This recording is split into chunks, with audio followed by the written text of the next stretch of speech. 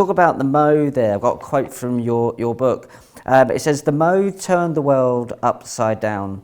Whereas before we lived in harmony and served each other, the Mo brought hierarchy, the Anu brought greed. So you've got two different races there appearing to kind of colonize and annex this planet. Now, my fear, I suppose, is that these guys, the Mo, the Anu, the Anunnaki, the feathered serpents, are going to come out as part of this disclosure and claim to be our creators, our ancestors, our fathers, therefore our gods, and we should serve them.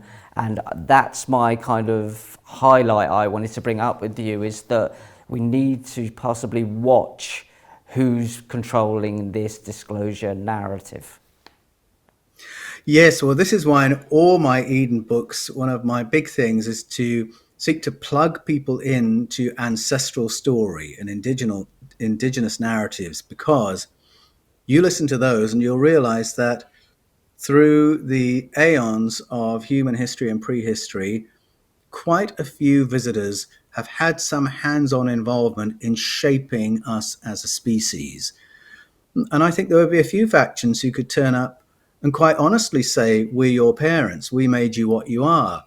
You know, we gave you that food that heightened your cognitive abilities way back. And there are serious paleobiologists who believe that it was the introduction of certain foods, and maybe foods with psychedelic properties, that helped us activate parts of our brains that hadn't been activated before. I think there are many who could turn up and say, well, you would still be hairy primates if we hadn't helped you out. So I think it's one thing to say that, but it's quite another to say, and therefore, we are your gods, we are your parents, you should be serving us, you should be worshipping us. Read the ancient texts, and it's actually a reason to do the total opposite. So an example of that is the Popol Vuh, which is the Mayan story of origins from out of Guatemala. And there are the feathered serpents. They have this conversation among themselves about generating Homo sapiens. They say, we need beings who will work for us and bring us our food. And so then they produce us. And it is a very cynical exercise framed that way.